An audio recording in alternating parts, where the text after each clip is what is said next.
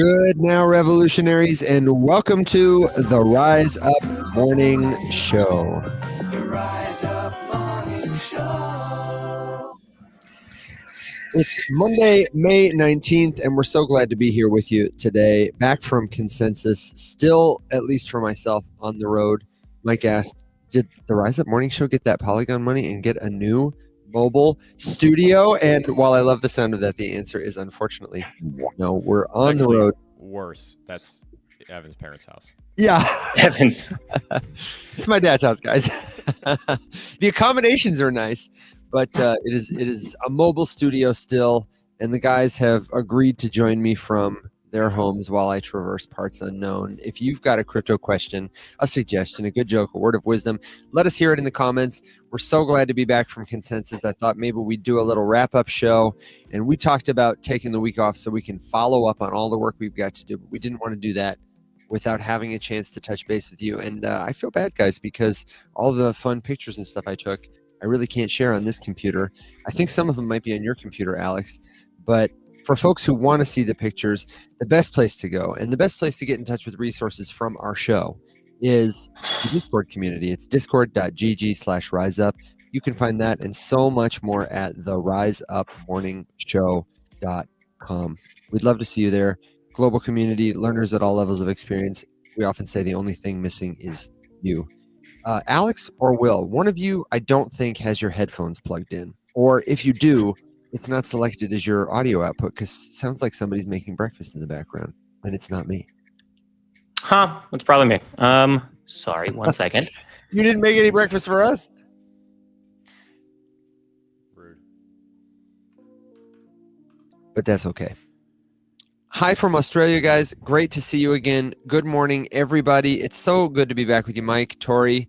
Thank you guys for being here. And you, if you're listening to the live recording, we appreciate you in the future, wherever you are. We hope your candles are green. If you've got a question for us, don't hesitate to leave it in the comments. And you can also text us now.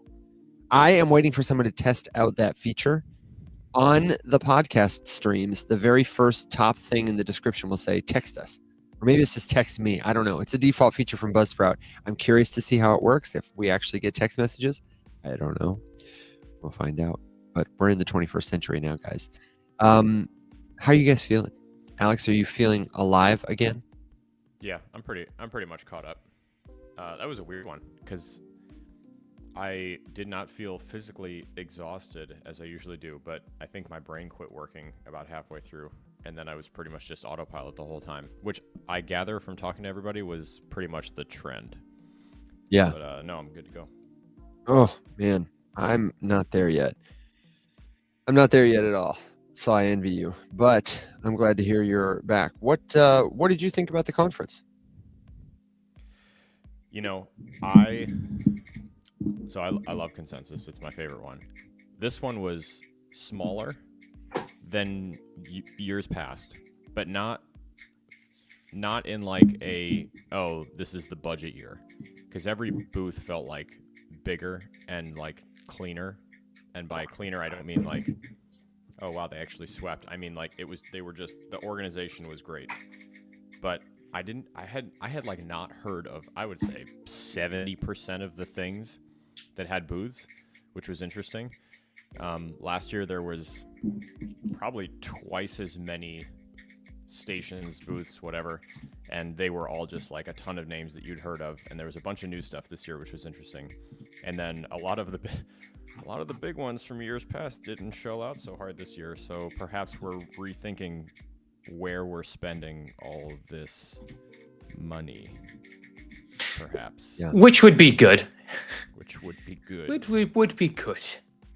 Really quick before we keep going, Alex, can you come up, and Will, can you come down just a touch? And I'll mitigate doing things on the fly in the studio. Yeah, it was a little more curated. Give me some ABCs, Al. Yeah, much better than years past, I thought. Is this better? It is better. You're a little hot, okay. But I mean, you're clipping. It's okay. It's no problem. We're doing it How live. about mine? Audio test. Yeah, you sound good. I'm gonna keep tweaking in the background just to let folks know.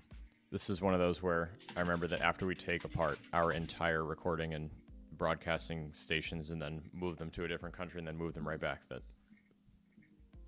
you gotta finagle everything to get it just right again. I at least don't have that excuse, so it's just being rusty. Fair enough. Like, oh wait, I have to have this door closed. I have to have this thing plugged in. Oh my gosh. I know you've been off the show for a minute. So Will, how do you feel, man? How's it feel to be back in the seat? How did it feel to be at Consensus? What's your take on everything? Well, for me, I think it was perfect for me to only be there for about half a day on the floor because I didn't get tired. It was great. Perfect. And then you guys got to do all the work. It was wonderful. You should do that every time, guys. How'd you feel about it? I felt great. Anyway, great talk. We'll do it again. No, so for those of you guys who don't know, I wasn't able to get to Consensus until the second to last day. And even then, I wasn't able to get onto the floor because for those of you who don't know, I'm also a supply chain consultant for some of the largest supply chain organizations in the world. As you can imagine, that entire world's on fire with, figuring out the trade policies and new trade routes, tariffs, all that kind of stuff. So that side of my life was very, very busy. I wasn't able to get up to Toronto for Consensus until Thursday morning.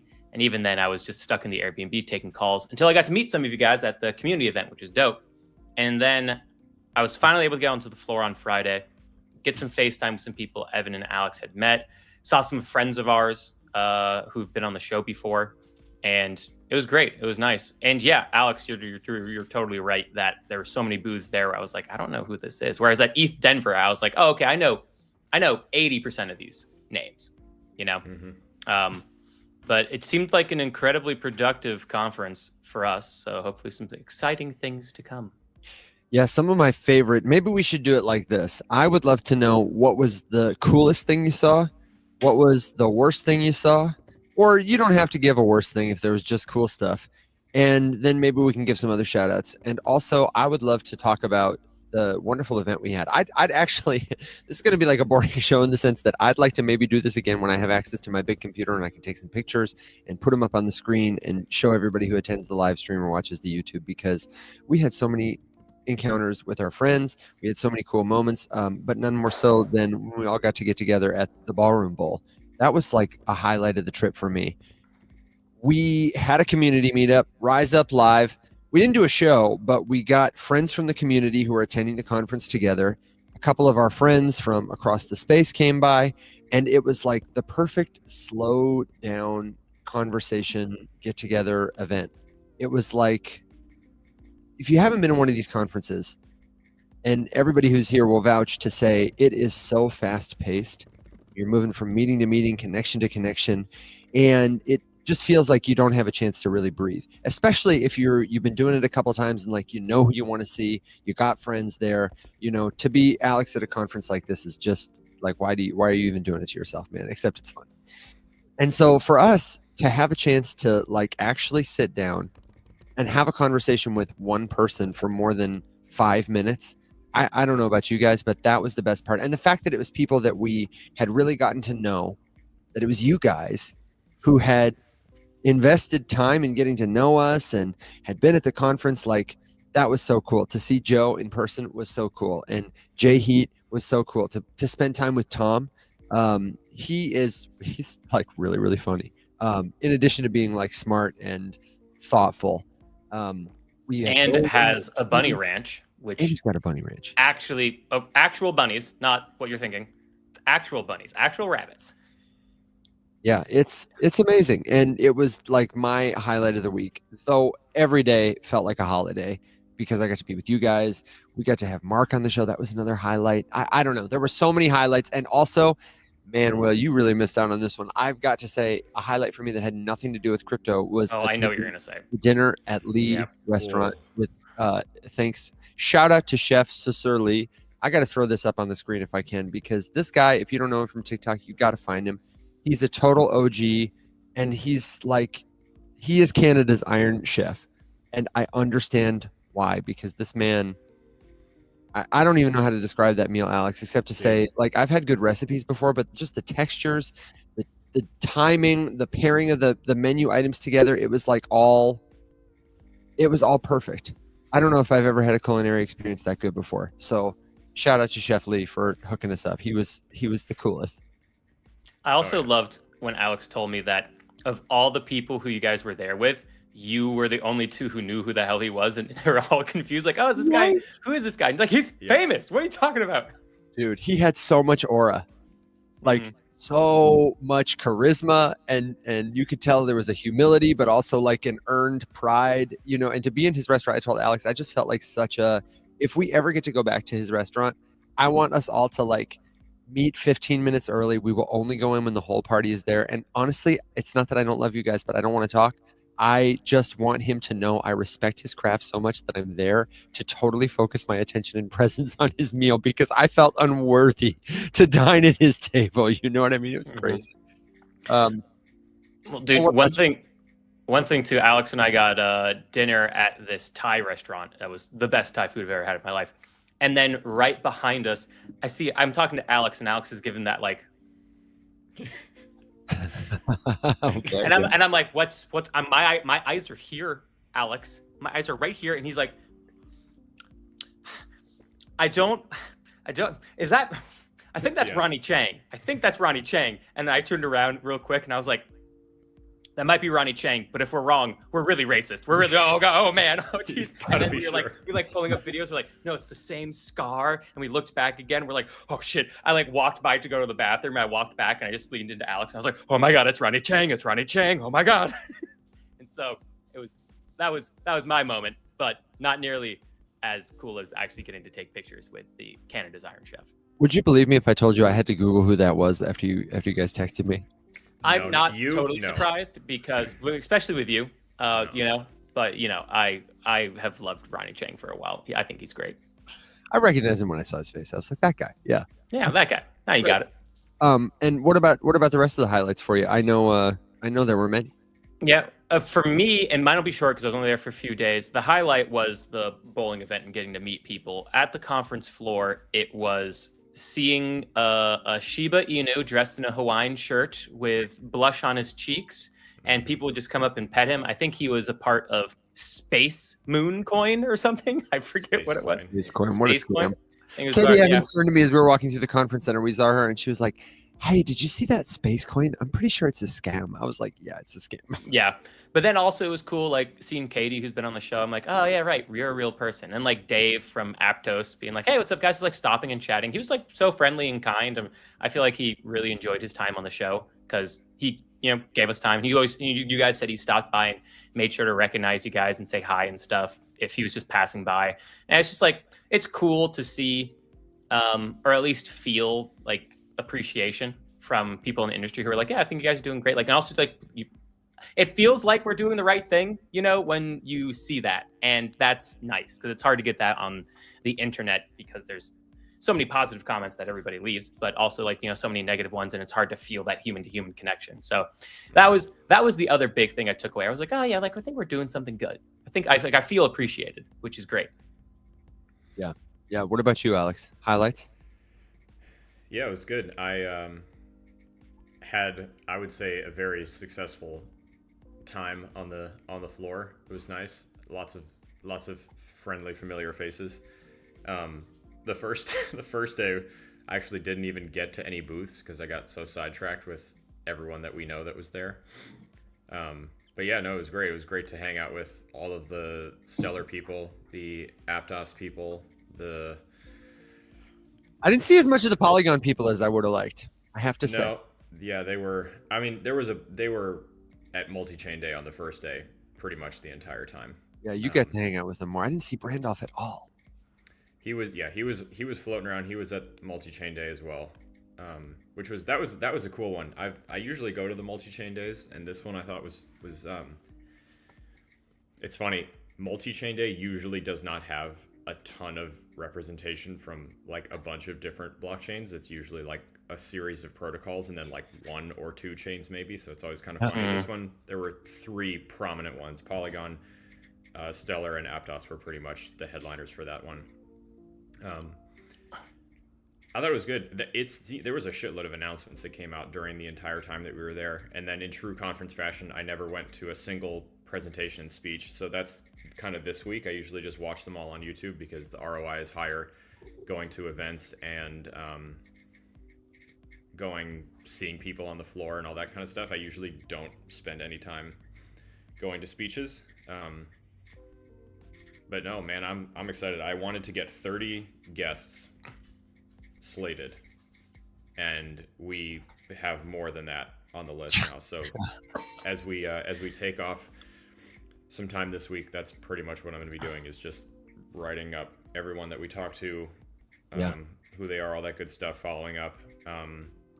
Let's see, we could run down a quick list. We'll get I was going to ask you to pick like a favorite or two or three. Well, one that I'm excited to get because they're newer and they've kind of been making a splash lately are the Barachain people. We've had, it's an interesting project, right? They've added the whole proof of liquidity thing. It seems to be more of a culture play than a tech play, which I'm not necessarily upset about, to be very honest with you. But got to listen to their head of DeFi talk, and that was cool. So I'm excited about that one. I don't know, man. There's a shitload. I'm excited to start getting some more people through here and bringing you guys some more interesting stuff. Me too. I think Mark Sepulveda is somebody we connected with that's going to be a really cool friend of the show. He works at ALSAC, the fundraising organization for St. Jude, and they're right down the street from me in Memphis.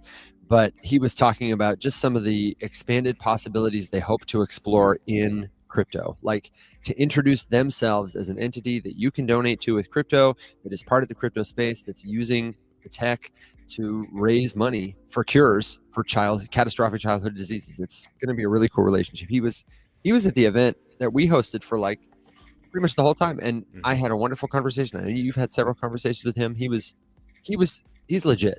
Yeah. No, I've known him for a smidge. Met him at Consensus last year, actually, when I was pitching him for a charity-related Web3 project I was working on, and have just kind of remained friends. We have a lot of mutual friends too. But so one thing I didn't know is that St. Jude on site on their campus in Memphis, they have a gigantic like production quality studio that, I don't know what it was. He's like, Hyundai has shot a commercial here before, and he wants to get us out there with. This is a little bit off in the future. We're gonna need some organization here, but to do some content in the studio and to run the show from it, do a charity stream kind of a thing, some monumental live event. So stuff like that I think will be pretty fun. But he's just also super connected. He's been their head of Web3 for a while, and it is kind of funny to think of St. Jude as having a head of Web3, but they're everywhere. It's not something you expect. No. What about other companies that you guys saw there? I'm curious to see what like companies, products, or narratives, trends you picked up on. I thought it was really interesting. I'll tell you about one product, and then we'll go around and I'll catch trends on the next run. I saw Reserve Protocol. Did you see Reserve Protocol? They had the Diversify and Chill booth across from Blockchain Video. They had like a grill and a pool. They were like really leaning into like, we got a funky conference booth. But their product, if you haven't checked it out, the website is eluding me. I would like to have them on the show. Reserve Protocol is offering baskets of cryptocurrencies like ETFs that you can just buy in order to get broad exposure to the crypto market in a single click. They make it easy for you to share crypto with your parents. That's like their thing, which is not to say, because I know we have parents in the audience who are sharing crypto with their kids. It's a stereotype, it's a trope, but that's their trope, is like, it is so easy to invest in this. It is so risky and difficult to invest in crypto. You should be able to go one place and get, for example, all the tokens in the top 20. And instead of having to buy and sell them, you got one token that just tracks them whenever they bump in and out. And you can have exposure that way and forget about it. What were you going to say, Alex? That right there is so indicative of the biggest problem with the industry, though. Like that's the trope, because every single person that we talked to this time was like surprised to hear that there was anybody on TikTok that was interested about crypto. Yeah. Okay. Eventually that surprise will go away. Eventually, yeah. And you know what? I will say that on Twitter over the last 2 weeks or so, I have started seeing an increase in people talking about how you're sleeping if you're not like looking at TikTok. And I've followed everyone who has said that over here, and we're early. Dude, we're so early. The content that they are now porting over to TikTok is truly awful, and It's so bad. It really just kind of showed like, okay, the conversation always goes the same way. You're on TikTok? That's interesting. I find it hard to believe that there's anybody over there. Me. Oh yeah, there's literally shitloads, like hundreds of magnitudes of more people over there than are on Twitter. I don't know who you think you're talking to on Twitter, but it's just your friends. It's like they think there's only like 7,000 people interested in crypto. And like that's truly it, yeah. what they think. And then they Yeah. hear TikTok from one or two people and they're like, okay, I guess I'll just go do some like hyper cringe memey bullshit, like over edited nonsense. And the video is 8 seconds long because that's the only thing you could use this platform for. And I'm like, no, dude, my shortest video is 3 minutes. Like if even my videos that are labeled something something in 60 seconds, they're like 2 minutes long. Yeah. Okay? Scam. Yeah. I know, I rug you guys every You liar. But like, I've done 10-minute videos before. Will, you just posted a 9-minute video yesterday or the day before. Like, 9 minute and 52 seconds long. Damn, flirting with that limit. Mm-hmm. But that's my point. Like, it's they have truly no idea, and every conversation is just like, oh wow, that's incredible. And you talk about like how many people there are here that are interested that would like to know more stuff. And I'm like, yeah, and they're completely underserved. Nobody is talking to them except us. That's fine. Let them be on the sidelines, and then we'll pool everyone together. But You know what though? I will say there are a lot of people having ourselves. this conversation on TikTok, and several of them are in our chat. I want to shout out to Tori is great at hosting lives all the time. Schmack has become a regular streamer that I see here. I see Nani Crypto. I see Francesca. I have seen a real strong wave of people become active in probably the last like 6 months with regular intention to have this conversation with everyday people right here more broadly. So shout out to all of you. I'm going to give you a big point and maybe even a little applause. TikTok is where those conversations happen. People don't go to your point, Twitter to like learn about crypto because the vibe is just it's like I'm not invited is what it feels like. And it's too advanced. Yeah. It's Or immediately too advanced. Or it's too not even advanced, but like it's just it's dismissive. Yeah, it is. Or yeah, we've seen that for sure. Unwelcoming. It's a shame. But reserve protocol, I bring that up just to say like whoever you are, however old you are, that's the kind of product that we need. Or like we talked to Jeff last week about what he's building right now at Odyssey to make his like hyper looping, weird leverage, advanced level 5 strategies available to consumers, easy to understand and do in like a click in, a click out. I love that. Where is that? We need more of it. And that's one of the trends that I'm seeing too. So, okay, tell me more though. When you were on the floor, when you were talking to people, was there a product, a service, a pitch that you were like, you know what? Hell yeah, brother. And if not, then give me like a narrative or a trend that you maybe are seeing emerge across the space that you're excited for. Dude, there was of the narratives that were represented, the biggest presence was for DeFi and for RWA. Yeah. For Totally. real world assets. And that was where all of the interest was. I heard more large protocols talking about working on their DeFi stuff than pretty much anything else.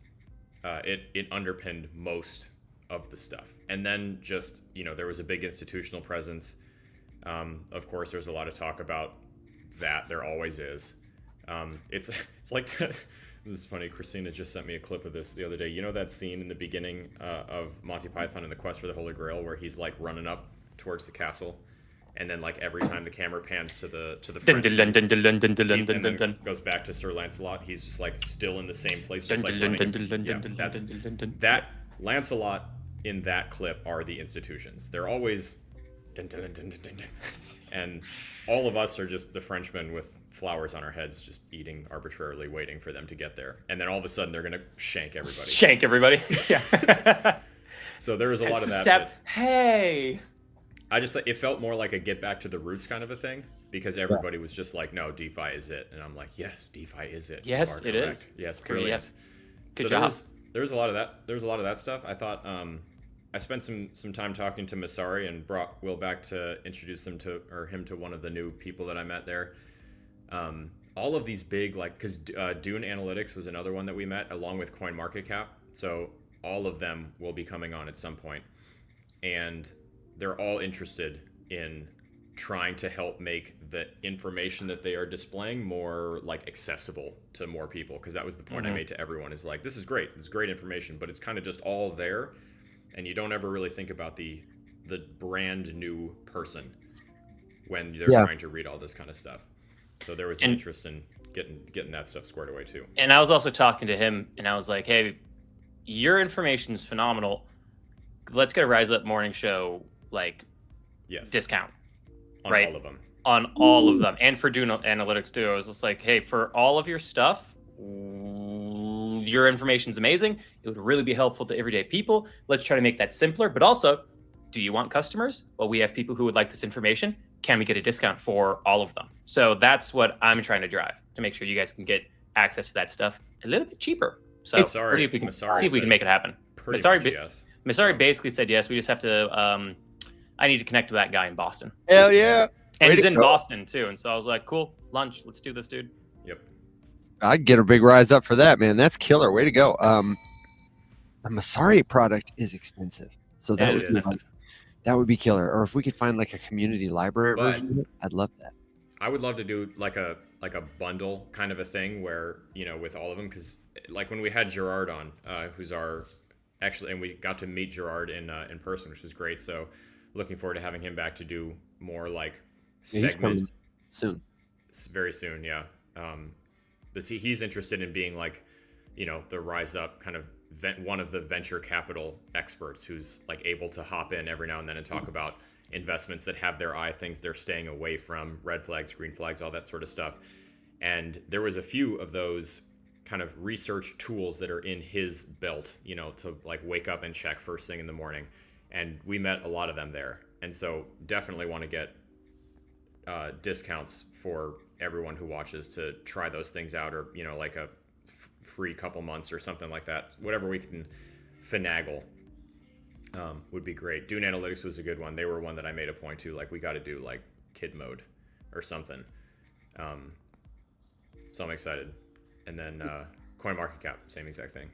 Dude, I had a lot of critical questions for CoinMarketCap after the way she talked about how they, you know, charge for listings if people want to get listed in an expedited rate, how they can clean up what they share. I really want to have, after Angie, we have this friend Angie that you'll meet, and she knows everybody. Like we joke sometimes about how Alex is at the conference, but Angie knows absolutely everybody. And one of the people she knows, she says, is at CoinGecko. And we would love, I think, to have CoinGecko and CoinMarketCap on at the same time. I'd like to invite some accountability from them, because they're like the front door of the internet, you know, in terms of where people go to do their own research once they hear about a crypto project after they go to the website or whatever.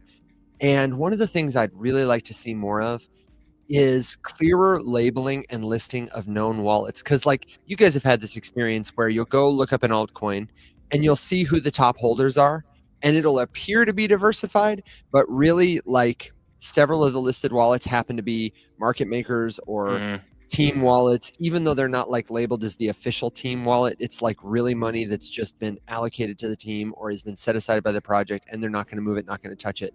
And the project will advertise this as like, see, we're sufficiently decentralized, when in reality, the truth is those are wallets that the team intends to release tokens from or do something else from. They're not freely on the market.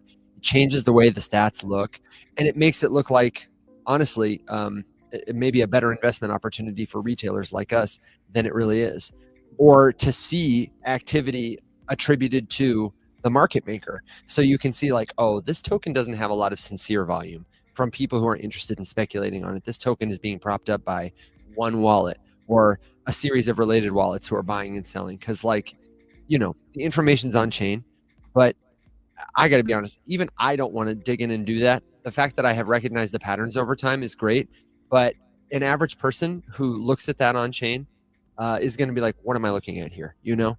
I think it's really up to companies like that to make it easier for people to interpret what they're seeing. So I'd really like to have them on for sure. Well, and two, just to talk to people, because that was one of the things that I was making a point. I forgot I didn't tell people my tagline for the last 2 days of the.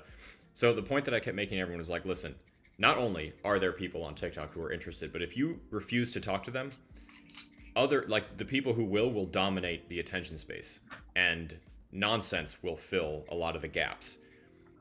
There's a lot of individuals who will talk about crypto over here and pretty much just focus on XRP, and because they don't actually really know that much about it, because to be very honest with you, most people don't, myself included, there's not really that much about it's hard to like get information about it because it's a giant corporation. They don't like air all of their secrets. There's lots of behind closed doors nonsense, whatever, yada yada. But conspiracy theories will fill the void. And so by ignoring everybody over here, you just kind of let the XRP conspiracy engine run. And they're not the only ones. They're the biggest victims of it. And they were there. Like, I didn't see Brad or David, I don't think were headline speakers this year, although they both were last year. But I mean, Ripple had a booth. There was presence there. There were people interested in talking to them. It was, they're there being just like everybody else. But they get a lot more conspiracy theories than everybody else too. Yep. And not talking to people allows those to grow and spread like crazy. And CoinMarketCap was one of those people that I made that point to. Like, if you refuse to get any FaceTime with your actual user, and spoiler alert, you know how many users they have? A lot. 70 million monthly users. Whoa.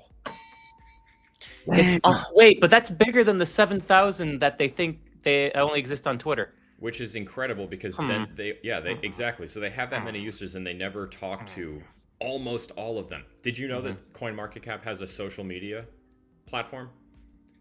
Because I found out about that. They have their own social media their platform. own chat that's like on their website, but I don't understand. I don't think they have like a dedicated separate app, do they? It's baked into CoinMarketCap. It is basically a Twitter clone, except the feed from that, when you talk about a specific project, is what gets populated into the social feed for each of those tokens. So the exposure is insane because trendy things get posted on the profile for those big cryptos. So you're incentivized to go on there and talk about trendy crypto.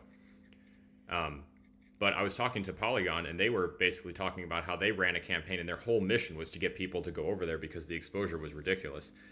And I was like, it's funny that all of this exists and yet they never talk to like where everyone is. And as a result, what did I just say? What gets talked about is the conspiracy theories, or, we run with rumors like you're talking about, Evan. It would be great to clear that kind of stuff up because there's some negative perception there. There's also the Binance ownership perception, Hey, oh yeah. What kind of influence does Binance have as the company that owns your page? You're obviously probably pushed or pressured to, I don't know, list things or give favorable, data or just better information, I guess, about like Binance invested projects. Like, that's kind of a questionable sort of thing. And she's like, oh yeah, that's so misunderstood. There's this and there's that, and like this is done for separation of yada yada whatever. I'm like, cool, that's great. No one has ever heard of that because you guys never told anyone. Yeah. So maybe talk about it. But why? That's God damn it, son of a. That was me role playing them. But why? Well, I would really appreciate it if you would put your interrogator's hat on, because the number one comment we're getting this morning is, Will, we love the Magnum PI mustache. We absolutely love it. And if you're listening to the podcast, you need to go watch the YouTube recording, because Tom Selleck, who? It's Will Watson, baby. And I don't even know who that is. Tom Selleck is Magnum PI. He is the man who made that mustache iconic. Oh, that's his name. Cinema. Okay. If you think of a man with that mustache, you're either going to think of Freddie Mercury or you're going to think of Tom Selleck. And frankly, I think most people are going to think of Tom Selleck. No shade, Freddie, but that's the Tom Selleck stash right there. Well, I have the Freddie Mercury jacket. We've seen it gets real Freddie Mercury real fast. Except I'm not actually gay, but some people think so. But it's fine. I just then pull my girlfriend. I'm like, see? Like, you're wearing a flower shirt and you look like Freddie Mercury. I'm like, I understand. I understand. Hey man, I wouldn't be sad about it. Could anybody find me somebody to love? Freddie Mercury could. If you've got a question related to crypto or Freddie Mercury's mustache, then drop it in the comments. One of the questions that we had that's related but unrelated is about staking. Somebody wanted to know, are you guys staking your crypto assets? And the answer is yes. And I want to tell you about one of those ways. We've had our friend Nicky Scanella on the show. He was at the conference. We got him a USDC to $2 t-shirt. And thanks to our friends at Marinade, we have a referral link that folks can use to help the show and get a little boost when you stake your soul on their platform. It's a liquid staking, restaking platform, makes it super easy. And when you use our link, you will get their highest rate. It is, because of their incentive model, the highest rate you can get for staking soul anywhere on chain. So check it out. It's at theriseupmorningshow.com. We're staking soul and then other stuff when the opportunity presents itself. Are you guys staking anything else? I'm not staking a single thing right now. Not staking a single thing, Alex. But I certainly plan on it very soon. But Alex, go ahead. Whoa, wait. I actually have a follow-up, which is to say, why aren't you staking right now? And what would change your mind? What is the criteria that makes you say, not right now or now? So I'm not staking right now because I don't make strategic decisions on how I approach the market. I don't change that very quickly. So if you guys have been watching my update videos, you know that I have been, for the past 2 months or so, as Bitcoin's been on this rip, after it hit a bottom at 78K, I forget what it was, 72K. Anyway, and I have been like, okay, cool. Like, there's bullish momentum here, but we don't have a higher low yet. Until we get a higher low, I'm not going to enter a long-term swing trade position. So if you've been watching my channel, you know that I've been looking for short-term trades, right? Had some wins, had some losses, Luckily, my wins have been bigger than my losses, but still just made a little tiny bit of money. I've just been looking to get in and out. When I'm in that mindset, I'm not really looking to stake. I did buy some Solana. I did go through Marinade and did liquid staking. So I earned a tiny bit of interest, but ultimately I closed that position. I unstaked, because you can do that with liquid staking, and sold it after like a 2-week trade. Made something like, I think it was, I don't remember how much it was, but it was like a 15% kind of trade or something. But that was it. It was just short term. I wasn't looking to stake. Now what I'm looking at is Bitcoin's starting its correction now. We're entering what's historically a bad month for Bitcoin. Historical trends have been breaking recently, so that might not hold up. We'll see. And now I'm personally waiting for that higher low. There's always a correction, guys. There's always a higher low if you're in a bull run. I think we're very much so in a bull run, even if we have a healthy correction. So once I see that higher low, now I switch from short-term trading to mid-term swing positions, multi-month long positions. I'm in this position for 6 months, 9 months, 12 months, 18 months, That's where I really tend to make my money personally. And in that scenario, I go, cool. I am now going to hold a position that I'm not looking to do a short-term trade. I'm holding this through healthy corrections as well, typically. And in that long-term stance, yeah, I'll stake, because I don't have to worry too much about unlocking periods. I actually stand to benefit from having interest earning, because if you're in a position for 2 weeks, what's the point of earning 2 weeks of interest? Sure, you make some money. Yeah, but it's not it doesn't really push the needle, right? If you're in a position for 3 months, 6 months, 9 months, 12 months, it pushes the needle a little bit. So staking is of interest to me, and it's not something I'm looking to actively manage. So I'm cool with it staking and having some kind of unlock period, even if it's just 2 or 3 days, So that's what I'm looking at. And once I get a higher low on Bitcoin's chart, cool. Long-term, mid-term positions. If you watch my update video, you'll see exactly what I'm looking for to go all in on the market, because I haven't done that yet, and rebuild up my altcoin position in full portfolio and go full blast, go full sail into the horizon of whatever crypto future I am brought to by the Satoshi gods. And and then I'll be staking a lot of things, particularly the Solana that I end up buying. But yeah, so that's my thought process. Beautiful. Hopefully Alex, what about you? Are you staking anything? Yes, always. Okay. Tell me what you're staking, and then also answer this question about interest rates. The difference between APR and APY, what the heck that means. So, okay, first, I'm always staking stuff, not just to like earn money. 3 reasons. 1, interest is great. Always. And if there's something that I am going to be keeping for a long time, then why not stake it, right? Then I'm just wasting time. So like Solana, that's the position that I swing trade the most.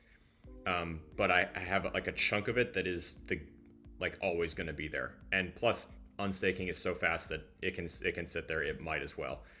And I have no idea what markets and prices are going to do, so I usually just leave a piece there. The other reason that I stake is because I want exposure to a bunch of different things all being staked, because you never know who's going to airdrop you stuff. And one prime target for being airdropped things is just native staking on the ecosystem that is going to do the thing, whatever the thing is. And then if I am interested in an ecosystem, I would like the network to stick around and like do the thing, do that old blockchain thing. So I support it, and I'll stake something to at least contribute a little bit to network stability and security. So Solana, Ethereum, and Polygon are all being staked, and then I supply USDC, which is just kind of like where I keep a savings account. I would say supply versus stake because you're not actually staking USDC, although the term stake kind of gets used to talk about all of that kind of stuff. But yeah, go ahead. In that sense, I am earning interest on my fat stablecoin bag, but again, that's not really staking. But for that, I just kind of have that at. Honestly, I just have that at Coinbase right now, just earning. I could take it to Morpho, which is what I've done in the past, and earn a higher percentage. I do that on Base, but I'm looking to redeploy those stablecoins, that stablecoin money pretty quickly. So, not pretty quickly, but I'm looking to redeploy it. So just have it on Coinbase earning, and I have the Coinbase One subscription, so it earns me like 4.8% right now. Mm-hmm. And I just want to clarify, just even further for people, staking specifically refers to when you are committing your tokens to somebody who is a validator. This is like a volunteer position, but they do get compensated for it because they are putting up resources like computing power to do the work of verifying and processing transactions. Their machine is one of many on an increasingly decentralized network like Ethereum, where there are thousands of nodes, that is competing to process transactions and then get a cut of things like gas fees. And so you can either put up a big amount of money, get a big machine, use a lot of power, run your own validator node, or you can stake your tokens. You can say, you know what, I don't want to do all this, but I'll give somebody who is doing all this some of my tokens to use in their work. It locks up tokens, which makes them more scarce because it's contributing those resources to the validation process. It contributes to the consensus mechanism that usually burns tokens. It's an alignment of incentives. Not every resource or not every network is a proof of stake network. So not every network does that. Not every network requires you to stake it, but any crypto token can be borrowed and lent, and you can charge or be charged interest for that. And I just wanted to say something helpful to think about too is if you're considering like, oh, should I be a staker or should I mine tokens to like get this passive income? Should I pursue this airdrop to get these free tokens? I think it's really important to consider like what you're getting. Because I don't know about you guys, but I wouldn't say that all free tokens are created equal. I wouldn't just go out and stake, for example, Harry Potter, Sonic, Obama, Inu, if I thought I could get more of those. I would want to stake ETH because I would get paid out in ETH tokens. And I have high conviction in the ETH token. And, for me, the farther away you get from tokens like that, like the less compelling the rewards become. I wouldn't spend 20 hours a week mining airdrops to get junk tokens that I don't know are going to be worth something. But I would lend my USDC to get more of that, or wrap my Bitcoin to go earn Bitcoin doing DeFi stuff, because those are high conviction plays for me. I'm glad to receive Bitcoin, glad to receive ETH, USDC. It's not all created equal. I don't know if you have thoughts on that. No, similar thoughts. I'd only be interested in staking anything that I would look to hold like medium to long term, right? Yeah. Which is why for me it's like Solana, yep. Okay, Ethereum, sure, yeah, and that's about it, right? That's about it. Honestly, that's about it. Yeah, which is not to say we're, Yeah. like the oracles on this, but that's how I feel too. Yeah, unless there was another coin that I was like, yeah, like medium term, like this is going to be a very strong coin. I can stake it. Yeah, sure, okay, I'll do it. But when I think about it, the Solana is the easiest answer for me. And then honestly, Ethereum's kind of second place now, in my mind. Alex, did I rug you before you explained APR, APY? Yeah, it's okay. Unrug yourself. Functionally, as far as like you, the end user, are concerned, they are pretty much the same thing. There are some nuanced differences. The best way to think about it is that the R and the Y, being the difference, stands for rate and yield.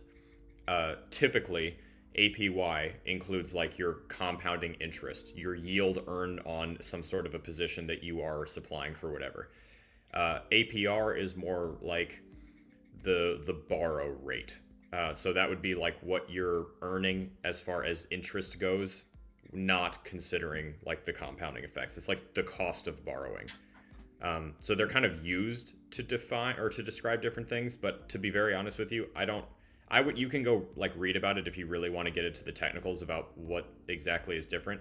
I don't really find that there's really much of a difference at all for the end user who is like has an asset and is getting yield on it somewhere. You're earning yield regardless of whether or not they measure the interest in APR or APY. And I have really never found any noticeable difference. And to be very honest, I think most platforms just kind of end up using both of them interchangeably, even though that's not technically the way you're supposed to do it. I don't find that it's worth a whole bunch of time unless you're like really interested in it, I guess. It's Well all said. interest. I think, go ahead. I was going to say I can rapid fire a few questions that kind of came through here. And then I wanted to talk about Ethereum because I listened to the one presentation I did listen to was the only compelling case against ETH that I've ever really heard that I was like, okay, you know what? That is concerning. So as we kind of put a bow on top of this whole staking thing, just know that whenever you say the word staking, generally what that means is you're earning interest on something. Every single staking situation is different. And so you're going to need to look into two things. One, whatever asset, token, coin you're interested in earning interest on, can it be staked? If so, where? That's point number 2. So there's a comment about centralized exchange staking versus just using your own hot wallet, something that you're carrying it in your Phantom or your MetaMask or your something else.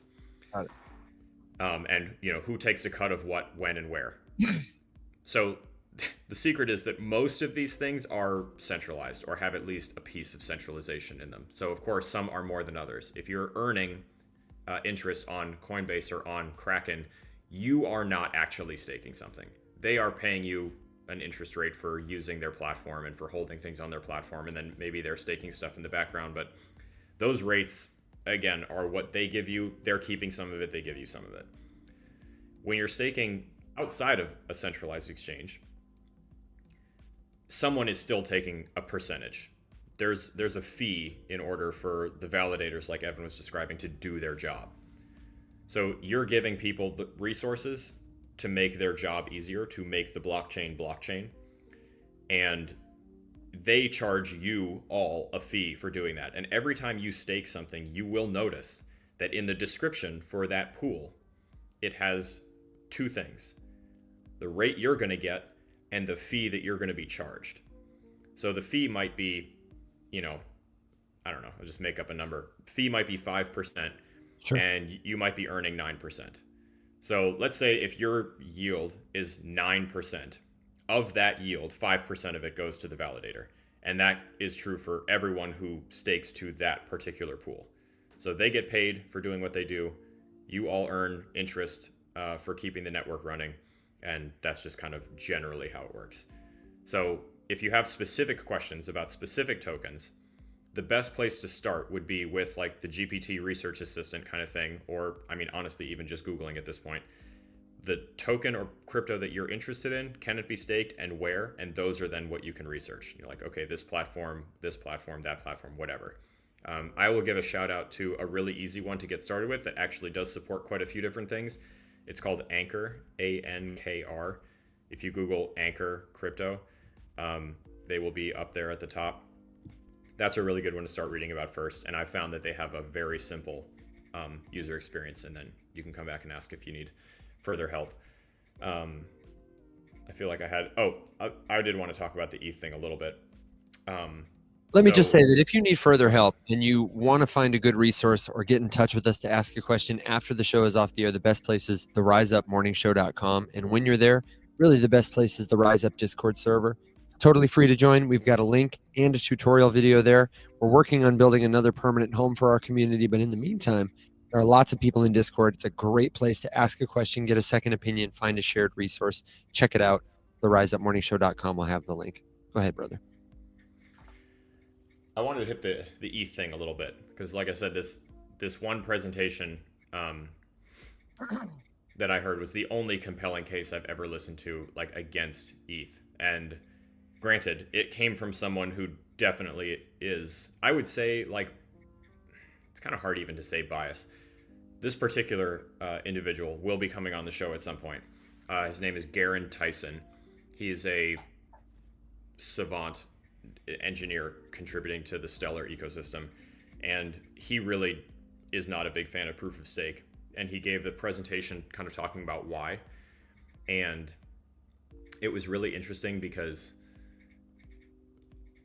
it was the first argument that really made sense. It wasn't just like full of this like, oh, it's doomed, it's old, it's archaic, the gas fees are too high, which is usually what it is. It's like, why is ETH going to die? Because the transaction fees are too high. And it's just like, tell me you don't use ETH without telling me that you Telling me you don't use ETH. Yep. Most people who complain about fees are not like really using stuff. You can go to Milk Road and check the fees right now, and I haven't paid more than like $1 or $2 in gas in recent history. I think I don't know. Sometimes it surges, but anyway. Even that sounds high, honestly, if you're using a layer 2. Yeah, if you're using the layer 2, then yeah. I'm talking about like mainnet. Even on mainnet, gas fees are not as bad as people think they are. Mm-hmm. So anyway, his argument though was essentially that if you are running a financial network, the motivation for attack is also financial. And so his point was that like proof of work and proof of stake both, essentially what you're doing as you contribute, as you either mine or like run a validator, you're really just determining how much you want to burn. And we've all heard, we've all heard of the idea of a 51% attack, right? Which is this idea that if you control a majority of the validators, of the miners, of the verifiers, you could influence the network. Now, the bad news is that is 100% accurate. The good news is that we would all know. You could tell that it had been compromised. And in that instance, and this has happened before, it's interesting to read about previous times when 51% attacks have happened. A fork is born, the network does what the network does, it gets handled. However, if you have an asset like, let's take ETH, what is Ethereum in the case of most of this ecosystem? It's the security layer. So if we look at the layers, there's layer 1, that's like your main bottom layer blockchain, Avalanche, Ethereum, Polkadot, Cardano. These are all layer 1 ecosystems. They are the base layer. The base layer's responsibility is security. Layer 2 would be everything that gets built on top of it to make it work harder, better, faster, stronger. The responsibility of the layer 2 is speed and efficiency, but it's underpinned by the security of the layer 1. If the layer 1 is dog shit, the layer 2s by definition cannot really be that good. You can build a castle on top of quicksand and it can be a beautiful castle, but it's going to sink regardless. So his point was, if you want to put the global like money market on a blockchain, the underlying security layer has to be capable of protecting it.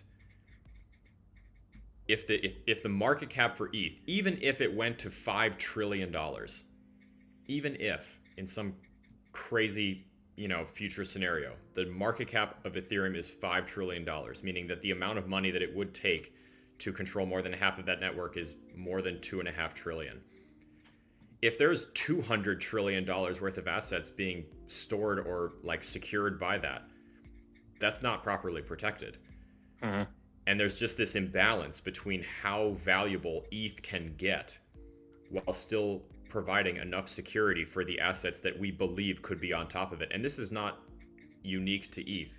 This is a problem that I think every single layer one will face. Every The proof fact of that, stake. like, yeah, every proof of stake. Can they ever become valuable enough to actually protect the amount of assets that we all seem to think are going to end up on it? Like, why would $1 trillion worth of assets flow onto a project with a market cap of 100 billion?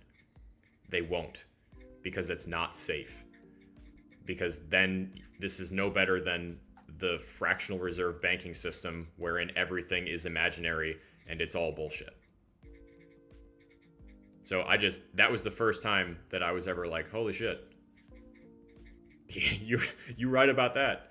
I had never thought about it in that way before.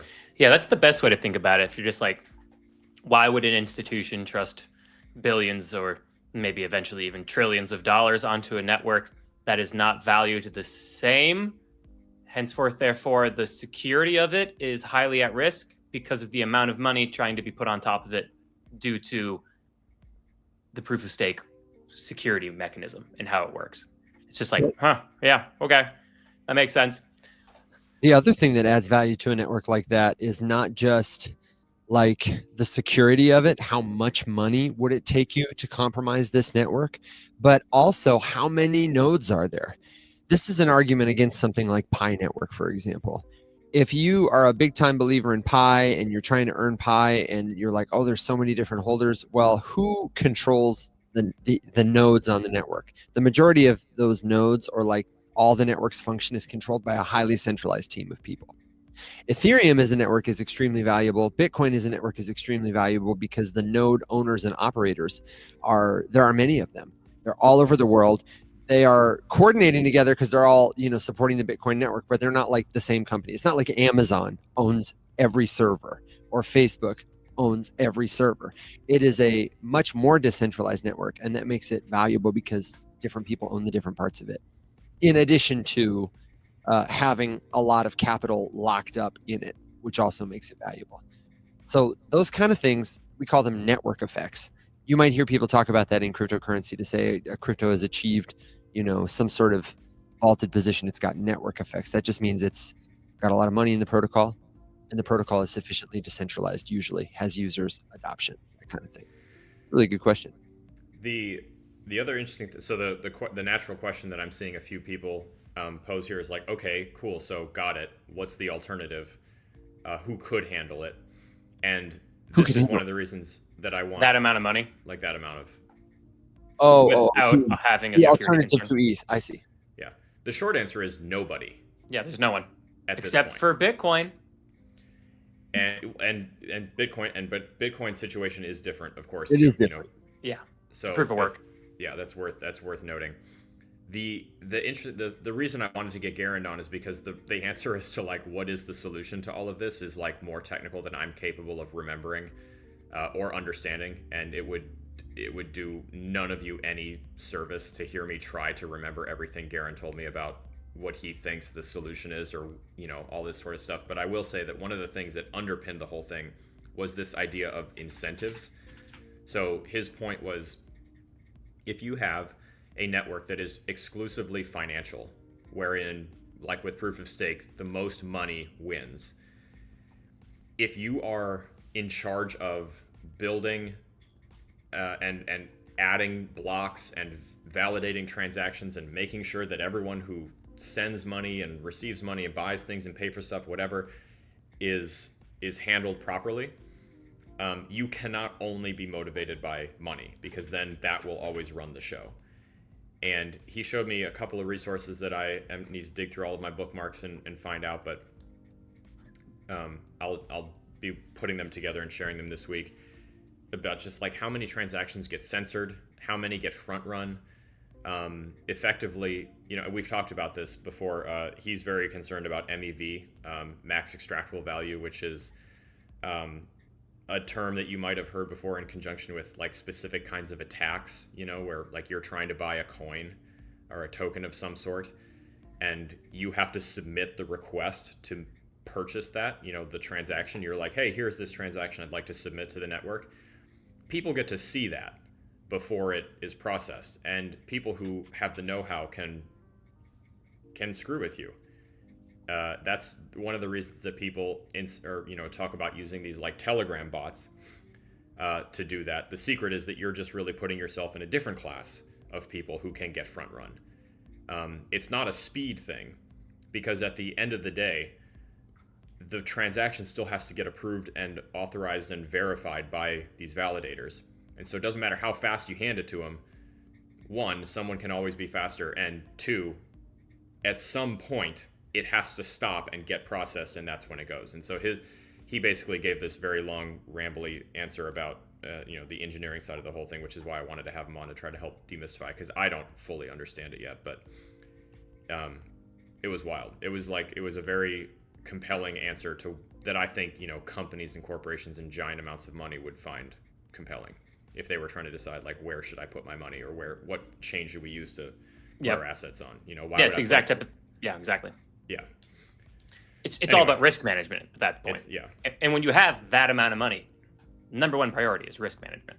Yeah. How many assets under management do these giant institutions have?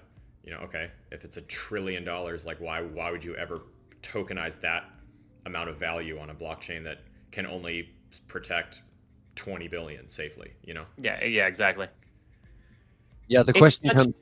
Go ahead. I was just gonna say, it's such a common sense argument that I'm surprised it hasn't been spread more, right? Because it makes sense. It makes sense, whereas the arguments that are spread across the internet about it's like, oh, ETH fees are high or whatever, it's a silly argument. It's something that's easy to latch onto because it requires less nuance, so I get it. But there's so much common sense in that argument against Ethereum or any proof of stake. I'm shocked that it's not proliferated across the internet more.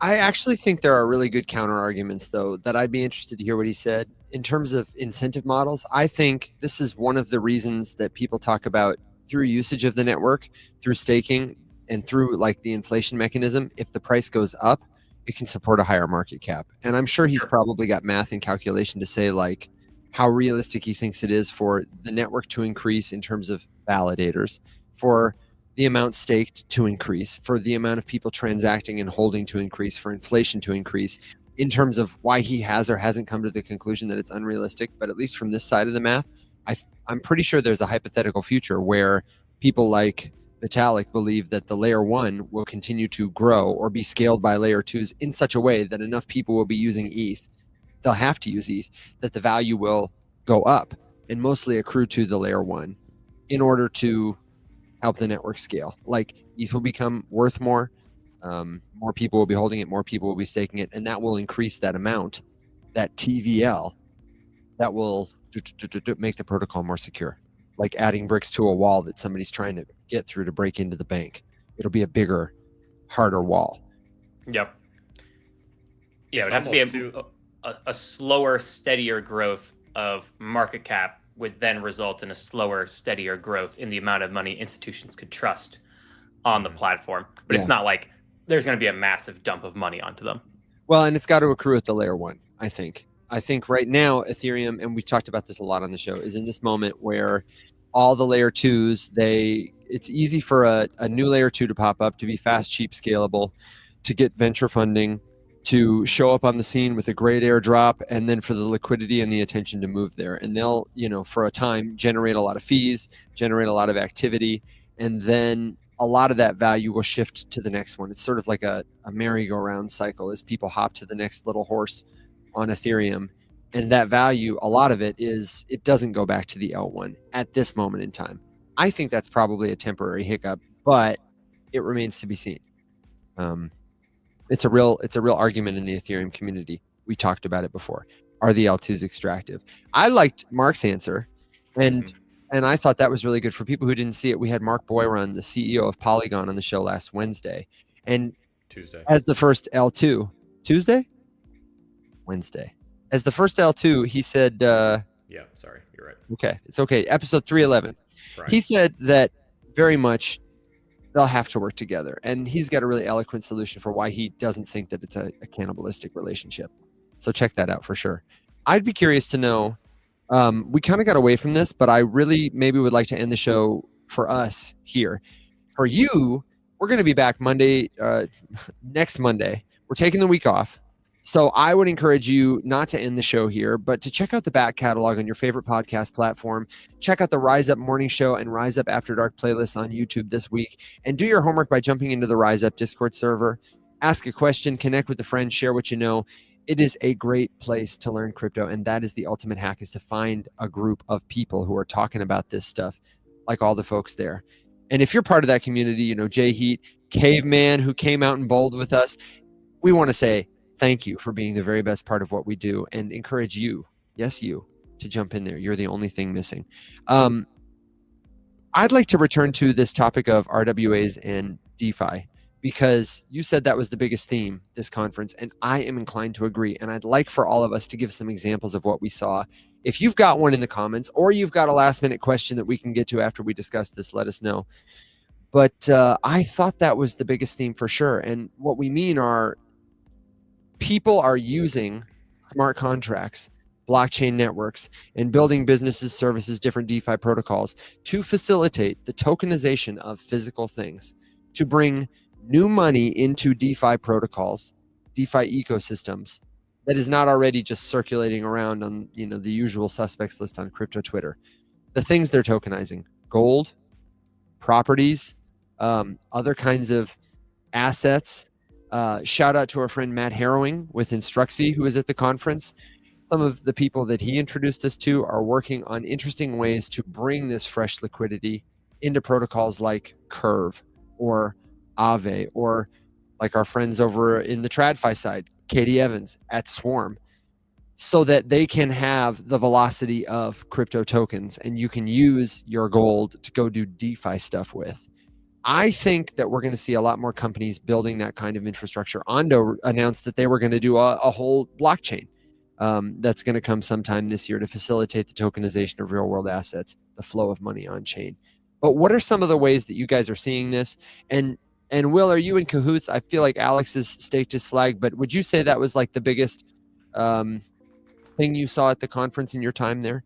Honestly, I didn't really get to see a whole lot at the conference, because the one afternoon, not even day, afternoon I was there, it was literally just me trying to get FaceTime with all the people we were trying to get onto the show, and also try to get a better sense as to how we could possibly work with them.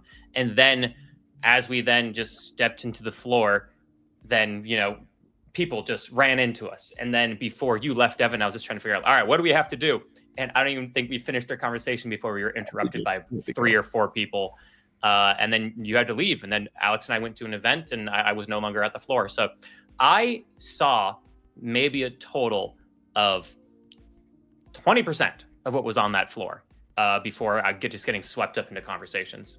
So I don't really have really good input, other than there was a really cute dog, and he had makeup on and a hat and a shirt, and you could pet him, and that was great. This is a gross misrepresentation of the facts. Okay, Alex, what about you? Do I agree with myself? Yes. Specifically, what are examples of that phenomenon that you saw? So again, I do want to go through, I think there's going to be more. I do want to go through some of the presentations this week and just watch some of those updates, and then go through the news. The news machine was churning the entire time. And actually I highlighted one just to point out here. If you want to read a little bit more about this kind of stuff, literally just search for Polygon on Twitter.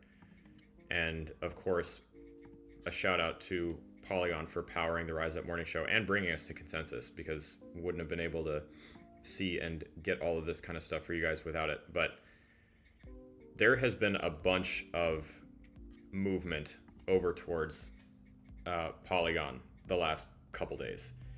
And there's a bunch of people kind of talking about it. All of this is data that you can find and look at, but TVL is growing.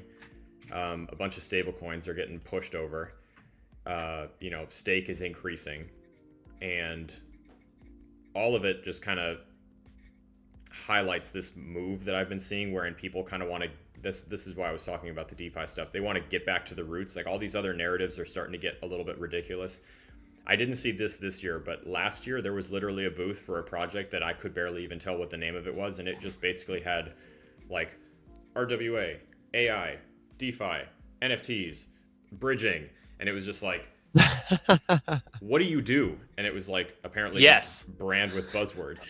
What do you do? Yes. Oh. And this year it was really just like, can we just build better DeFi protocols and make things faster and safer and give people more options and more pools and stuff?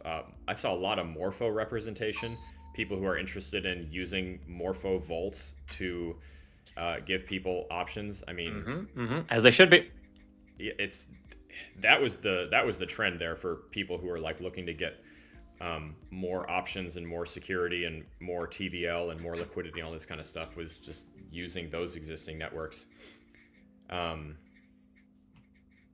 then Evan, to be very honest with you, dude, it was just conversation. It was just like the people in line, the people that I like talked to or met, the thing they were the most interested in was either DeFi or RWA. That dominated almost all of the conversation. Yeah. I didn't really, there wasn't much AI talk. Everyone's kind of just like on board with now, like, okay, yeah, you got to do some kind of AI thing or like using it or whatever. But like, I didn't see, it wasn't the underpinning of all the big conversations or presentations. There's always, consensus always has institutional stuff, which big company is going to do something.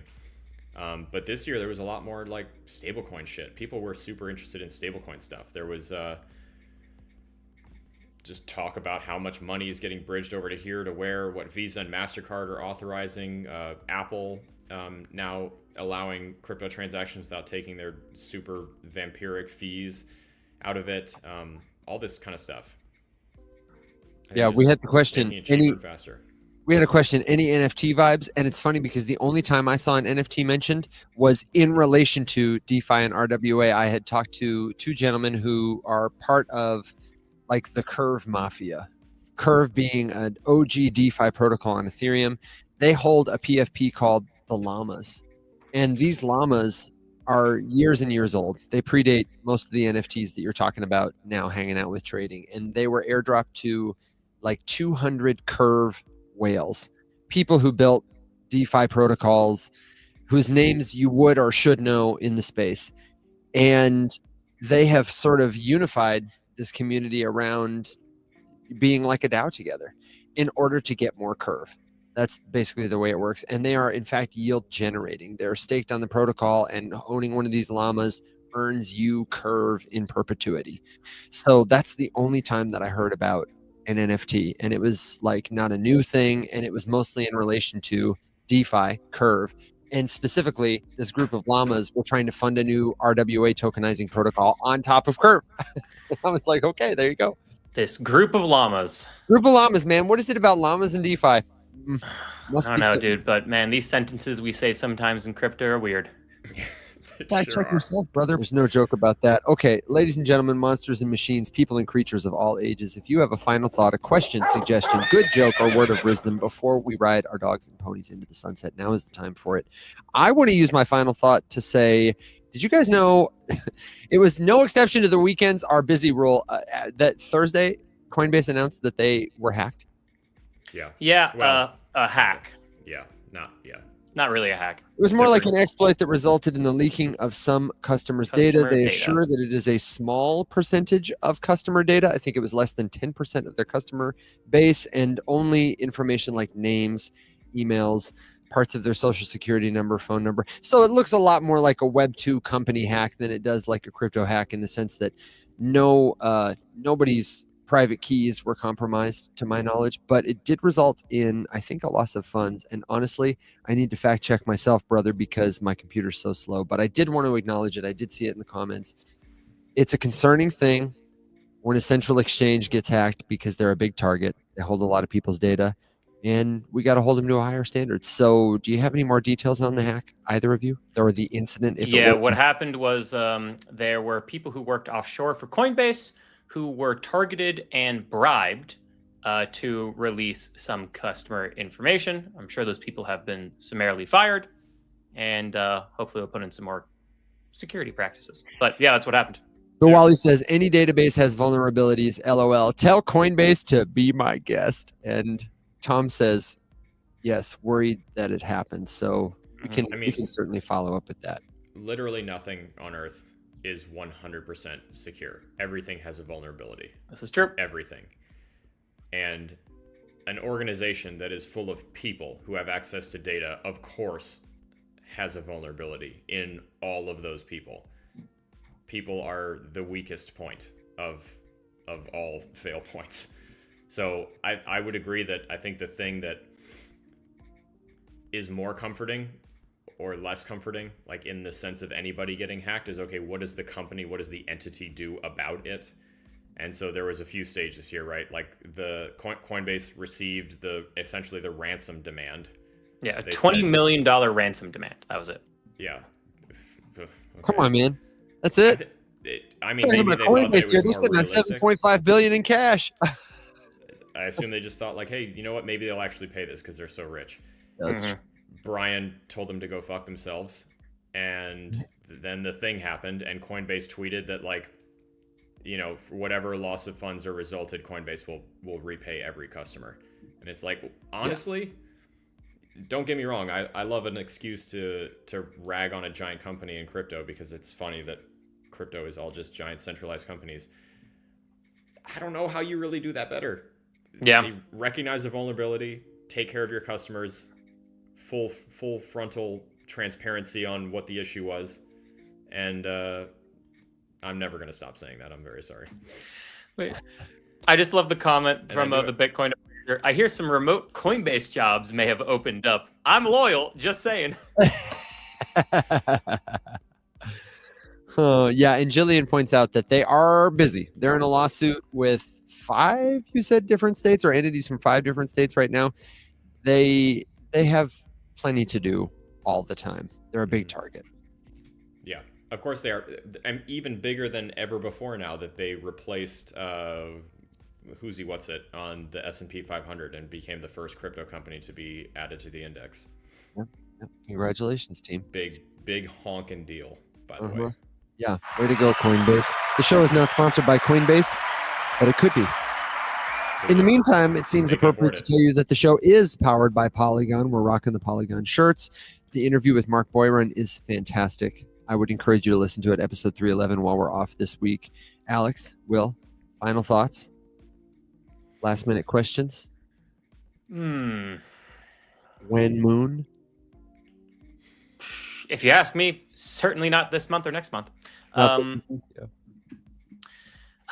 don't know what to say. I guess the only thing that I'll say is if you ever feel, it's just like standard advice that we would give, if you feel like something's destined, like it's markets are absolutely destined to do one thing, whether it's super bullish or super bearish, odds are it's the opposite. So, you know, your emotions tend to lead to bad financial decisions. So careful of that. That's why it's really important to have a strategy, stick to it, take some profits every now and again. Evan, was that your dad? You had an almost guessed. You had an almost guessed. I didn't even see it. Oh, no. Yeah. It was great. It was wonderful. I'll have to watch the recording. I totally missed it. Oh, man, that's going to be good. Okay, maybe you had a final thought. Alex, what about you? Yeah, I would just say, so while we're taking some time off this week, it will not be, we're very bad at taking off time, so there will be something. At least Will, I'm assuming, is going to be doing some kind of morning streams on a handful of the days. Wednesday morning will probably all be gone. It's also the last week of school, so got some of those classic wind down the school year stuffs and events and whatnot. But no, I'm just I'm excited to get back. There's a lot of things that I have to go through and get all my notes together and put my brain back together and all that good stuff. I'm excited for the Polygon sponsorship now that we're back, because now we can get cooking and bring you guys a whole bunch more stuff with everything that they're working on. and then get some more people on. If there are specific things that you would like to know or see coverage of, let us know. And then Evan, I was gonna just lightly tease a couple of the ideas that we had floated as kind of like Rise Up roadmap items, if that's okay. Sure. It's your show, man. So I really want to, in the quest to make premium more valuable, because I am constantly paranoid that it's not good enough. I really want to add a kind of like, and the name TBD, but more of like a trader's investors floor kind of a thing. Because the thing that I'm always thinking of, there's got to be a way that we can talk about this helpfully without just like shilling tickers and giving buy signals, because nobody knows. And those are always how you get people wrecked. And every trading group that I've ever seen is really just like people taking guesses and then trying really hard to coordinate their own pump and dump schemes. And I really don't want to do that. So I'm kind of thinking that if we get just like a handful of various analysts to sort of compare notes and teach mini classes and run seminars and have just like group discussions about what you look for, red flags, green flags, all that sort of stuff, combined with representation from a series of like angel investors and venture capital firms who can bring some of their analysts and some of their investors and some of their advisors, I think that would be really cool.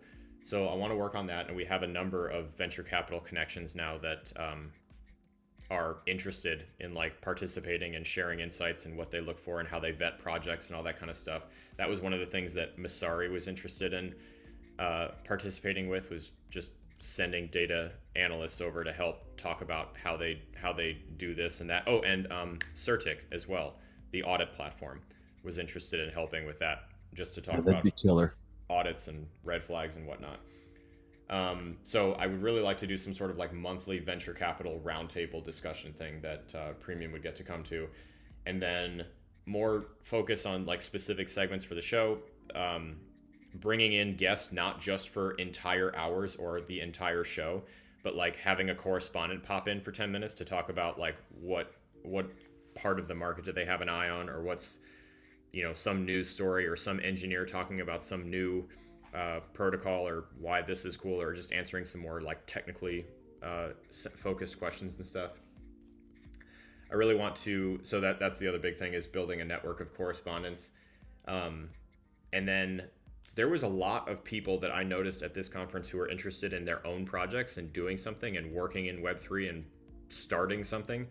I noticed a lot more interest from networks too about supporting that kind of stuff. These people got much better receptions at booths than they had before, because all of these giant ecosystems are realizing they actually don't have anybody building anything there. I heard some astonishing figures from some very gigantic networks just about how many millions of dollars they have spent in the past year trying to get builders onto their chain, and how they have effectively nothing to show for it. And I think it's really just indicative of people with short sight spending way too much money on the worst shit and ignoring the important stuff. So I really want to start like a group, like an incubator accelerator out of Rise Up for disenfranchised builders that have been like overlooked by grants departments beforehand, and just get help applying for funding or getting FaceTime with people at these different organizations. Because I figure, like, what's the most valuable thing about me in this space? I know everybody, and whoever I don't know yet, I will. And I think it would be cool to do something where we like help people network and connect with ecosystems. And you're building something, okay, well, hey, I know the head of grants at 3 different blockchains. Let's get you a meeting and at least get you the opportunity to pitch it, or let's work on the pitch. Let's build pitch decks, all that kind of stuff. So that's also on my short list. That's pretty much, I think that's enough for right now. That's already hundreds of hours worth of work. And we're working we're working on the Circle community where all of it's going to live, and putting it in a structured, safe, like cohort relationship driven environment, so that you're not going to be just like taking a class by yourself alone asynchronously, but that you can be in a context with other founders, other content creators, other learners who are interested in trading or RWA or whatever. Coming soon, TBD, don't go anywhere kind of vibe. I do have one thing that I forgot to mention, is that I'll be hosting office hours today from 3 to 4 o'clock Eastern Standard Time in the Discord. So I'll hop in there, and hopefully I actually get my audio working so you guys don't just listen to me bumble and fumble around for the first 10 minutes. Well, but I think I got it figured out. Alex and I don't have the screen share figured out. Maybe that's something we can. Well, the screen share I think is toast, but I also didn't get like my audio to work, so I was talking to people but couldn't hear anybody, and they were like, "Will," and I just couldn't hear them. I was like, "What's happening?" I figured it out. That's another reason we're working on this Circle platform. That's my burden to get it almost set up and get everybody over there. But if you want to participate in office hours, anybody can go listen at the Discord. It's totally free to jump in the voice chat and hang out. If you want to ask a question, really, this is your time, premium members, and we want you to feel like you're getting the most bang for your buck. But anybody can start a premium trial in the Discord server shop. So go to theriseupmorningshow.com, find the link to the Discord, and then once you're there, the little server shop will allow you to activate a free trial in a click. It's simple. It's easy. You can cancel after 7 days. Just go to office hours and then rug us. We won't be sad. We'll be glad that you came, and then we'll think, boy, you got so much value that you're coming back. And if not, well, You're a loser. I'm just kidding. I just couldn't help but play that sound. We actually really love all of you. You're the very best part of what we do. We actually do like you. We cannot wait to come back and see you here on the show. In the meantime, that's where we'll be. We'll be in the Discord server. Final thoughts, really last time. Anything? Nope. Okay. Then go check out the episodes at theriseupmorningshow.com and your favorite podcasting platform. Write us a letter, send us a text, or put it on the back of a token you don't like anymore and share it with our wallets. And we, my friends, will see you soon. Until then, everybody, stay safe, be well, my friends. Rise up.